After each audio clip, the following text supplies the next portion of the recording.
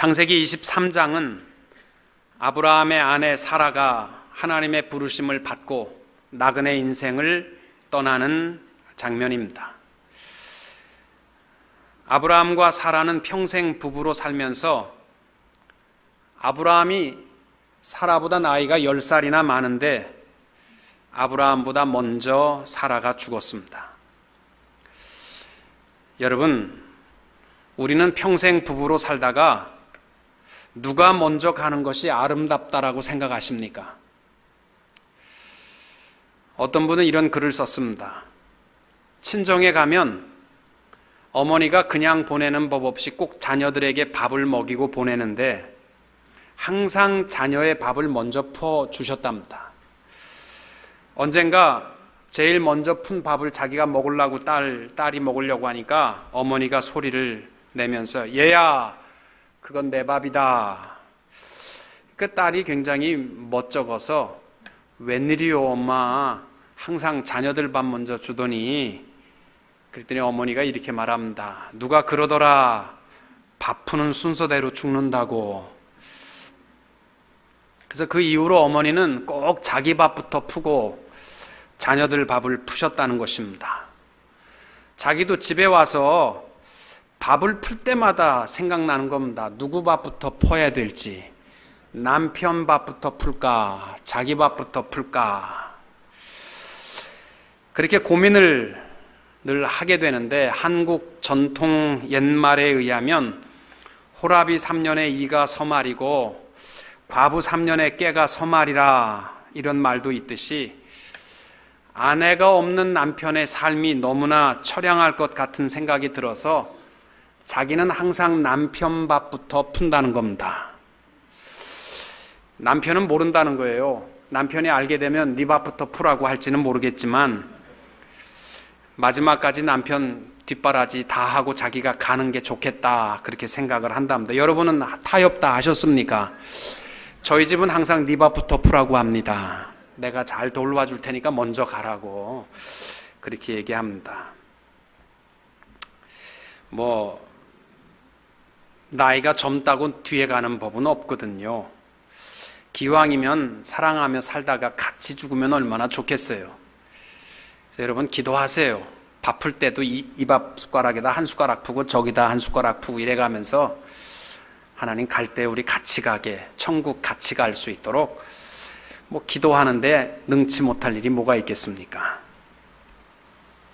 사라는 10살이나 더 어리지만 사라가 먼저 죽었다라는 이 기록을 통하여서 가는 데는 순서가 없다라는 것을 우리에게 분명하게 말씀합니다. 나이가 많다고 해서 먼저 간다고 착각하지 마세요. 병들었다고 먼저 갈 것이다 착각하지 마세요. 우리말에도요, 일병장수입니다. 병이 있어야 오래 삽니다. 1994년 10월 21일 오전 7시 38분 한국의 성수대교가 트래픽 시간에 무너져가지고 수많은 사람들이 죽었습니다. 그때에 성수대교가 무너지기 바로 1시간 전에 지나가면서 출근했던 분이 살아있다라는 것이 내가 살고 싶어 사는 게 아니구나. 그래서 그 전까지는 자기가 어머니를 모시고 살면서 나올 때마다 어머니 저 다녀옵니다, 잘 다녀오겠습니다, 그렇게 인사하고 나왔었는데 성수대교가 무너지면서 내가 자칫 잘못하면 어머니한테 마지막 거짓말하고 떠나는 아들이 될 수 있겠구나. 그래서 어머니한테 나올 때마다 어머니 저 나갑니다, 이렇게 인사하고 나오게 되었다라는 것입니다. 성경은요, 우리 인간의 생명이 대단한 것 같지만은 아침 안개와 같이 잠시 왔다 간다는 겁니다. 야고보서 4장 14절에 보면 내일 일을 알지 못하도다. 너희 생명이 뭐냐? 너희는 잠깐 보이다가 없어지는 안개니라. 그래서 아브라함이 사례 127세에 죽었을 때에 한없이 눈물을 흘리고 나가서 햇사람들에게 막벨라 굴을 사서 거기에 장례를 치르게 됩니다. 많은 사람들은요, 쓸데없는 죽음을 걱정하는 사람들 많아요. 내가 죽었을 때 얼마나 많은 조문객이 올까, 그거 걱정하며 사는 사람들이 있어요. 진짜 쓸데없는 걱정입니다.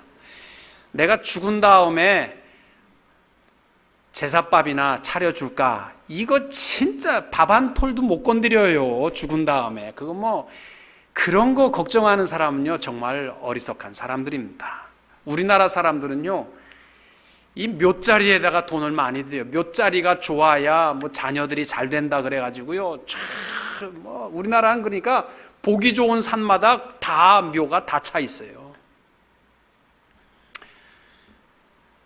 옛날에 제가 학생 때 들은 이야기 가운데 유성룡에 관한 이야기, 조선 명종 때 임진왜란 그때에 영의정을 지냈던 분인데, 이분의 후손이 잘된 이유가 뭐냐, 그 아내 때문이라는 거예요. 그 아내가 자기 친정 아버지가 돌아가셔서 장례를 하러 가서 이렇게 아버지 묘자리 보니까 너무너무 자기가 평생에 본 최고의 명당이더래. 뭐 좌총룡, 우백호 뭐 그래가지고 다 퍼펙트하게 맞는 자리라서 이건 안 되겠다. 우리 친정 아버님이 누우시면 안 되고 우리 시아버지가 누워야 되겠다. 그래갖고 밤새도록 물을 길어다가 거기다가 물을 가득 채워놨다는 거예요. 그러니까 아침에 장례를 치르려고 보니까 물이 고여 있으니까 여기는 안 되겠다. 그래서 자기 친정 아버지를 다른 데다가 눕게 하고 거기다가 자기 시아버지 모셔가지고 유성룡이 잘 됐다는 거예요. 여자들 다 그래요. 하여튼 뭐 그래도 하여튼 그래서 그랬다고 우리나라 사람들은 묘자리가 자녀들이 잘 된다고 그렇게 얘기하잖아요. 일본 사람들은 마을에다가 묘지를 만들고 베트남 사람들은 그 사람이 일했던 일터에다가 묘지를 만든답니다. 영국 사람들은 자기가 나갔던 교회 정원에다가 자기를 묻기를 좋아하고, 지난번에 아르헨티나를 갔더니요, 그 번화가 중앙통에 그 좋은 데다가 묘지를 만들어 갖고요, 대리석으로 그렇게 잘 져놨어요. 사람 사는 집보다 더 잘 져놓고 부자일수록 더 큰 집을 대리석으로 져놓고, 이게 뭐 무슨 집이냐 그랬더니 죽은 다음에 시신이 들어갈 묘지래요. 하여튼 뭐 죽은 다음 묘지 그런 거 걱정하지 말고 그 생각 있으면요, 우리가 꼭 죽음이 도대체 뭐냐, 이거 관심 가지셔야 돼요. 그리고 죽은 다음에 뭐가 어떻게 일어날까 궁금하잖아요. 거기에 대해서 여러분 생각해 보셨습니까? 사실은요, 죽음에 대해서 전 세계 어느 책에도요, 죽음에 대해서 가장 정확하고 가장 상세하게 말씀하는 것은요, 성경밖에 없습니다. 그리고요, 죽은 다음에 어떤 일이 일어날까? 죽어본 사람이 있어야지요. 이 땅 위에 죽었다가 살아나서 지금도 살아계신 분은 딱 한 분밖에 없어요. 예수 그리스도가 죽음 이유는 이렇다. 그럼 그건 진리입니다. 헛된 장례식에 내 관은 얼마짜리 있을까? 내 묘지는 얼마나 멋있게 할까? 이런 거 생각하지 마시고, 죽음이 뭐냐? 죽음 이후에 내가 가야 할 곳이 어디냐? 분명히 기억하고 복되게 살아가는 성도님들이 되시기를 주님의 이름으로 축원합니다. 가장 먼저는 죽음에 대한 생각입니다. 사라의 죽음. 가나안 땅에서 61년을 살고 아들 이삭이 37살 때 127세 나이로 사라가 죽었습니다. 성경에 여성의 그 향년을, 그러니까 생명의 수를 기록한 곳은 바로 이 사라가 유일합니다. 이 세상의 모든 사람들에게 미래에 대해서 아무것도 우리는 알 수 없지만 분명한 것 한 가지는 누구나 다 죽는다라는 사실입니다. 그럼에도 불구하고 많은 사람들이요, 죽음은 나랑은 멀다라고 생각해요. 순서도 없습니다. 아버지보다 아들이 먼저 갈 수도 있고 할아버지보다 손자가 먼저 갈 수도 있습니다.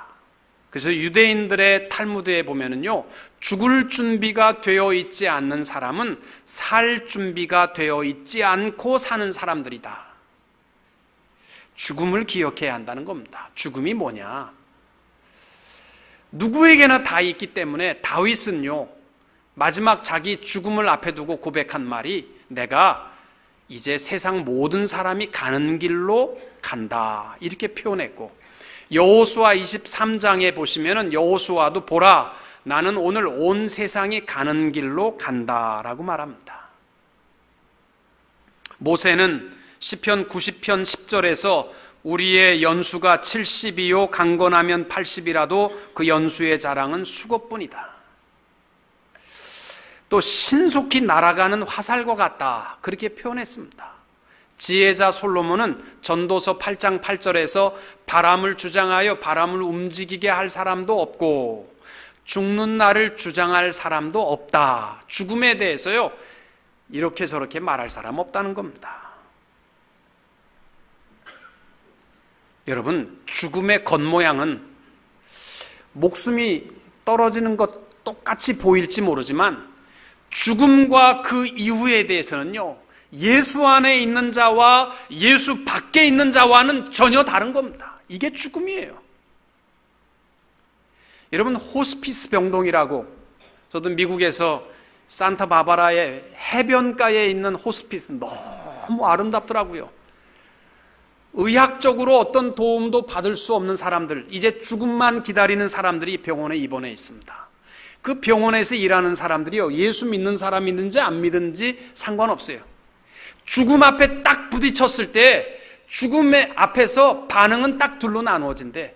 벌써 죽기 전에 천국을 맛보고 죽어가는 사람들이 있고, 지옥의 고통을 맛보며 죽어가는 사람들로 나뉘어진다는 것입니다. 예수를 알지 못하고 부인하고 살던 사람들의 죽음은 영원한 멸망으로 떨어지는 순간이기 때문에 죽음보다 더 큰 공포와 절망은 없습니다.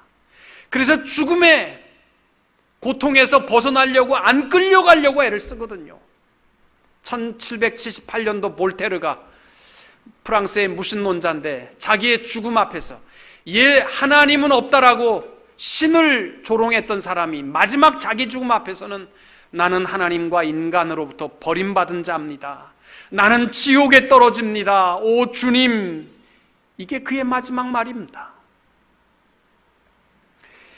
또 Age of Reason이라는 이성의 시대라는 책을 써서 마음껏 하나님을 조롱한 사람이 있습니다. 토마스 페인이라는 사람이 마지막 자기 죽음 앞에 섰을 때는 내가 쓴 이성의 시대 이 책을 출판되지 않았더라면 좋았을 뻔했는데, 그 책을 모두 거두어 드릴 수만 있다면 내 전 재산을, 내 모든 것을 다해서라도 이 책을 거두어 드렸으면 좋겠다, 너무너무 무섭다, 그렇게 얘기했습니다.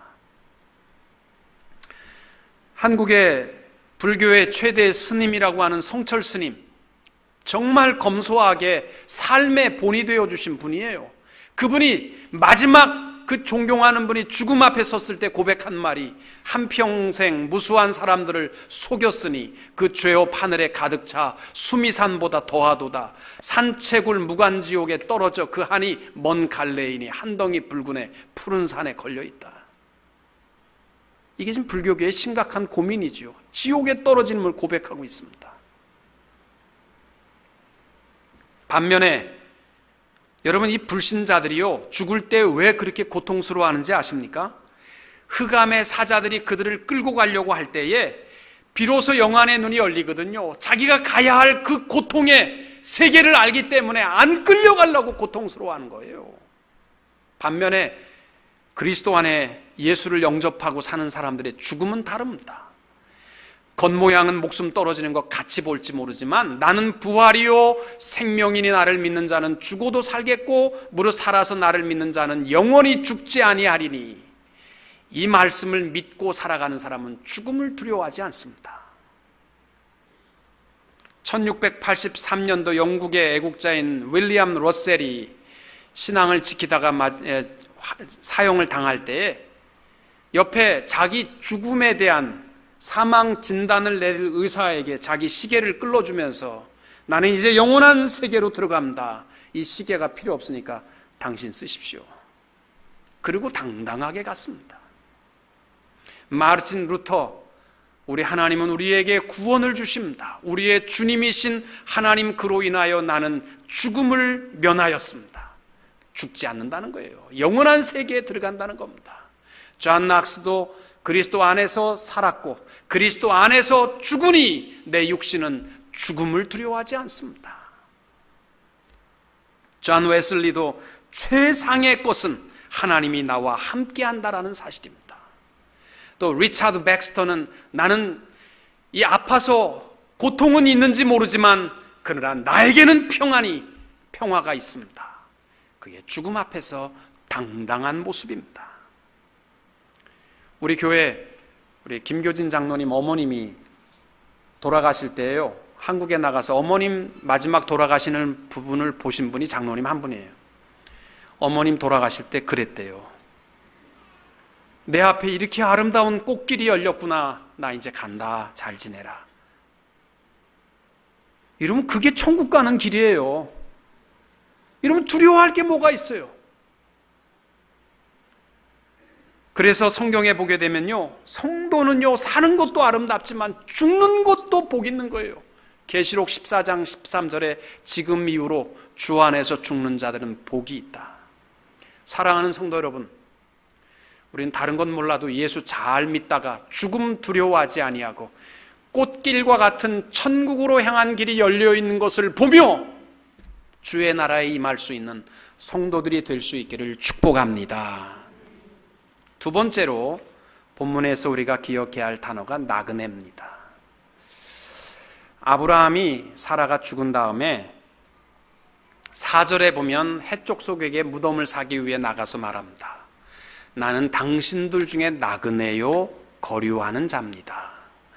당신들 중에서 내게 매장할 소유지를 주어 내가 나의 죽은 자를 내 앞에서 내어다가 장사하게 하시오. 이 나그네라는 말이 뭐냐면요, 잠시 머물다가 가는 사람이에요. 우리 인생은요, 천국이 분명한 사람들은요 이 땅에 연연해하지 않습니다. 잠깐 머물다가 가는 겁니다.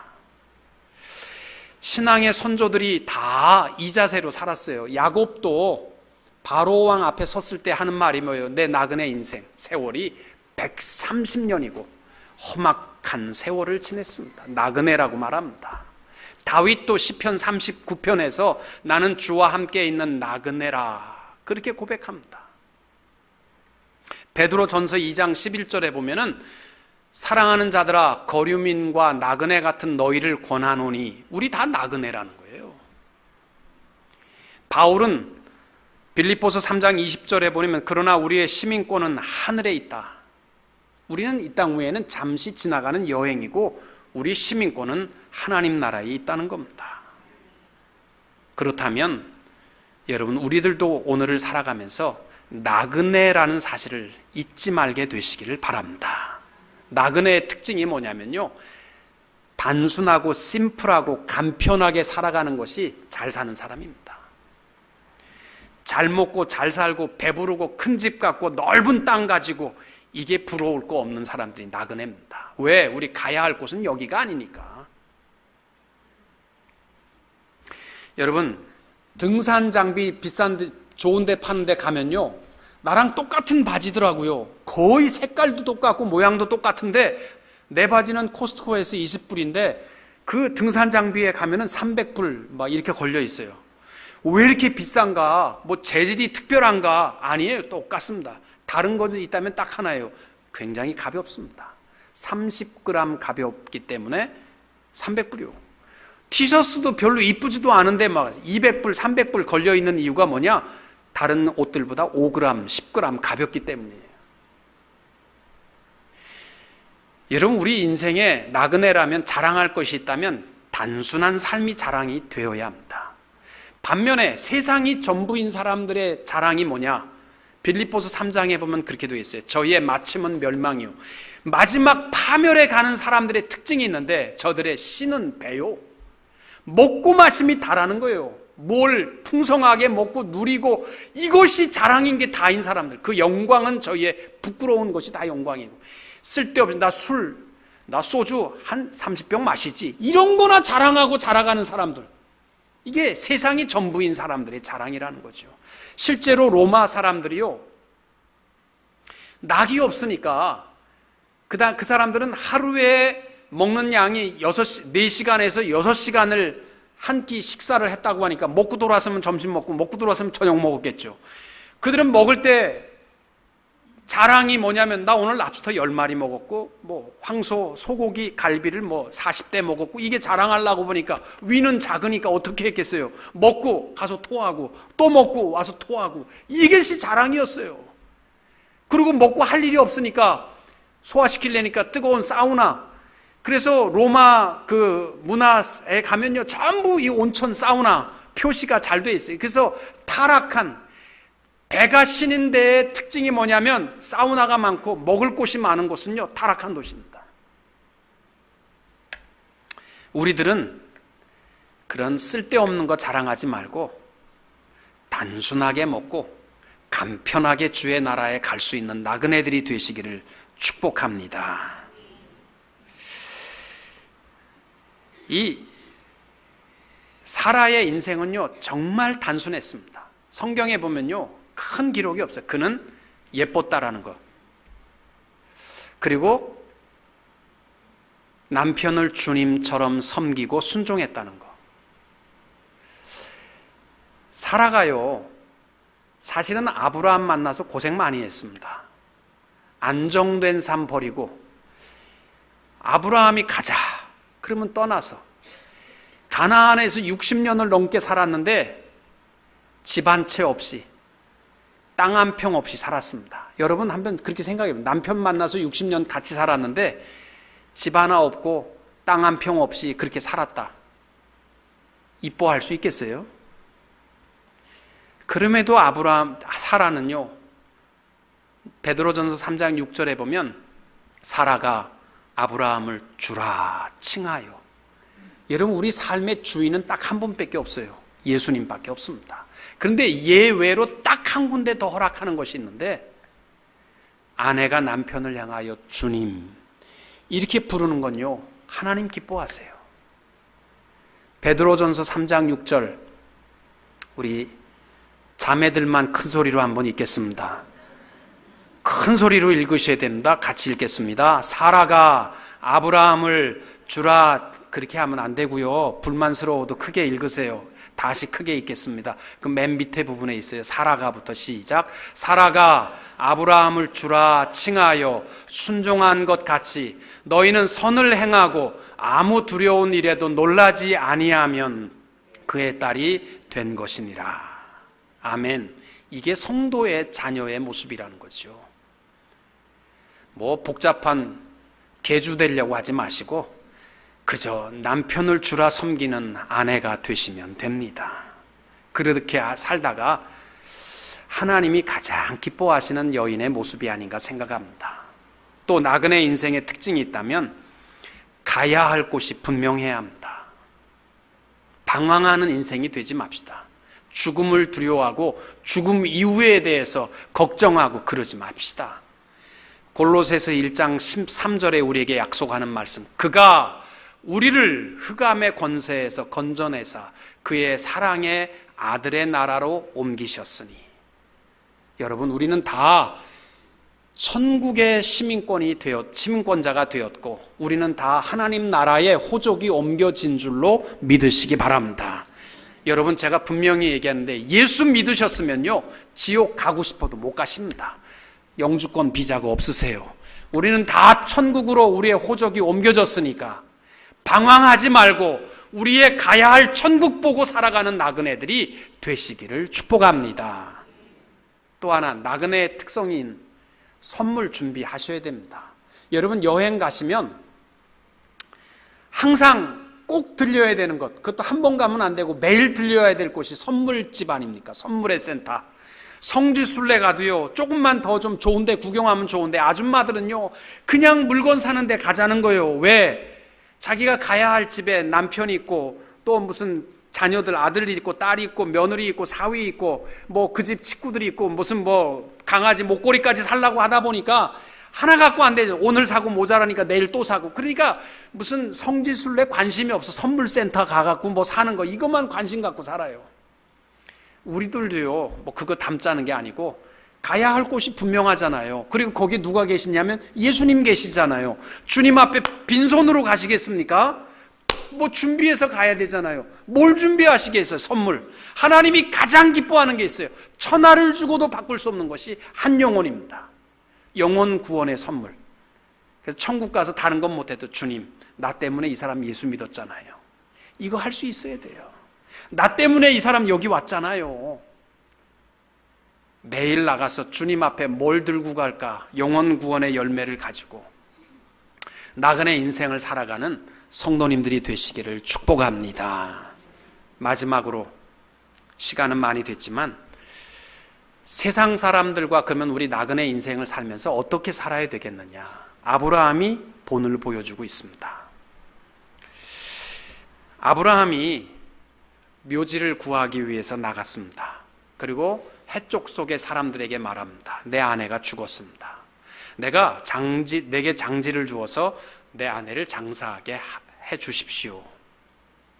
그러니까 6절에 해쪽 속에 나와서 말합니다. 내 주여 들으소서. 당신은 우리 가운데 있는 하나님이 세우신 지도자이십니다. 우리 묘실 중에서 좋은 곳을 택하여 당신의 죽을 자를 장사하소서. 우리 중에서 자기 묘실에 당신의 죽은 자 장사함을 금할 자가 없을 것입니다. 그러니까 얼마나 아브라함을 존경하고 사랑했냐면 해쪽 속 사람들이 장사하십시오. 우리 묘지 다 있으니까 어디든지 좋습니다. 영광스럽게 생각할 테니까 어디든지 장사하고 싶은데 넣으십시오. 그러니까 아브라함이요 7절과 12절에 보면요 나이 137세잖아요. 머리를 구부려 절을 하면서 해쪽 속에 감사합니다. 저는 이거 보면서 그래요. 지도자라는 것은요 이게 지도자 아니에요. 머리 숙인다고 권위가 떨어지는 거 아니에요. 아브라함이요 말할 때마다 해쪽 속에 머리를 숙이고 절을 합니다. 그러면서 그렇게 하지 말고 여러분들이 허락한다면 막벨라 굴 주인은 에브론이 이 돈을 받고 그 묘지를 나한테 팔았으면 좋겠다. 공짜로 주겠다라는 거예요. 에브론이 그러지 말고 내가 그 땅과 밭을 다 당신에게 줄 테니까 이 해쪽 속 앞에서 내가 약속하니까 공짜로 줄 테니까 거기에 장사하십시오. 아니요. 그렇게는 안 받습니다. 은 400세겔을 주고 그 묘지를 삽니다. 은 400세겔이 어느 정도냐면요. 그 당시에 황소값이 은 10세겔이니까 오늘날로 말하면 소 한 마리가 한국에 약 500만 원 한답니다. 그러니까 약 2억의 돈을 내고 그 막벨라굴을 산 거예요.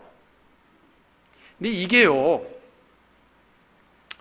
굉장히 정직하고 모든 면에 있어서 아브라함이 깨끗한 삶을 살기도 했지만 이 막벨라 굴의 의미가요 굉장히 중요한 결과를 가져오게 돼요. 오늘 말씀에서 사실은 이 굉장히 이상한 거래잖아요. 땅을 주는 사람은 공짜로 가지라는 거고 받겠다는 사람은 돈 내고 받겠다는 거예요. 이게 왜 기록된지 아십니까? 이 소유권이라는 것이요 굉장히 중요한 거예요. 만약에 아브라함이 공짜로 받았더라면 나중에 이스라엘 백성들이 돌아왔을 때 쓸데없는 소리 하지 마라. 이거 내가 공짜로 준 거니까 안 된다. 그러면 끝이었어요. 어디서 그러냐면요. 이스라엘 백성들이 애굽에 들어갈 때 그냥 들어간 거 아닙니다. 요셉이요. 바로가 얼마나 좋아하고 세겜 땅 줄 테니까 거기 살아라. 다 줬어요. 근데 바로 왕이 죽고 나니까 다 뺐잖아요. 공짜로 준 거 공짜로 다 뺐습니다. 왜 이것이 중요하냐면요. 아브라함이 은 400쑥을 주고 샀던 이 막벨라 굴에 자기도 묻히고 아내도 묻히고 이삭도 묻히고 리브가도 묻히고 또 거기에 야곱도 묻히게 되는데 요셉도 묻히게 되는데 애굽에서 이스라엘 백성들이 나왔을 때 광야에 나왔는데 어디로 갈까? 자기 나라 땅이 없는데 어딜 가겠어요? 어디로 갈까? 그래서 그들은요 딱 한 군데밖에 없었어요. 아브라함이 딱 샀던 그 땅. 그래서 가나안 땅을 지체 없이 향하여 가게 되는 거예요. 이것을요 카오스 이론에 의하면 나비 효과라는 겁니다. 북경에서의 나비 날개짓이 뉴욕에서는 태풍이 될 수도 있다라는 이론입니다. 아주 작은 역사적 사실이 아무것도 아닌 것으로 시작됐는데 훗날에 큰 태풍처럼 대단한 영향력을 미칠 수 있는 것을 카오스 이론이라고 말합니다. 아브라함이 돈을 주고 샀던 이 막벨라 굴이요, 훗날에 이스라엘 백성들의 유일한 정착지가 되어서 지금까지도 가나안 땅에 머물게 된 것입니다. 오늘 말씀에서 아브라함이 얼마나 이 브엘세바의 언약을 잘 지켰는지 몰라요. 우리 창세기 21장에서 나누었어요. 가나안 사람들과 이 약속을 맺을 때 뭐라고 그랬냐면, 아비멜렉이 와서 우리 서로 거짓말하지 말자. 그리고 또 하나, 경제적으로 물질적으로 서로 깨끗하자. 그 약속했거든요. 아브라함이 이 약속을 지킨 것이 훗날에 어마어마한 축복이 됐습니다. 사랑하는 성도 여러분, 우리 공짜 좋아하지 맙시다. 공짜 준다고 자꾸 찾아가지 마세요. 돈 주고 사는 것이 나비 효과처럼 아주 작은 것이지만 훗날 엄청난 결과를 가져올 수 있는 거니까, 모든 사람 앞에 정당하게 또 물질적인 면에서 깨끗하게 이렇게 살아갈 수 있는 나그네 인생이 꼭 되시기를 주님의 이름으로 축복합니다.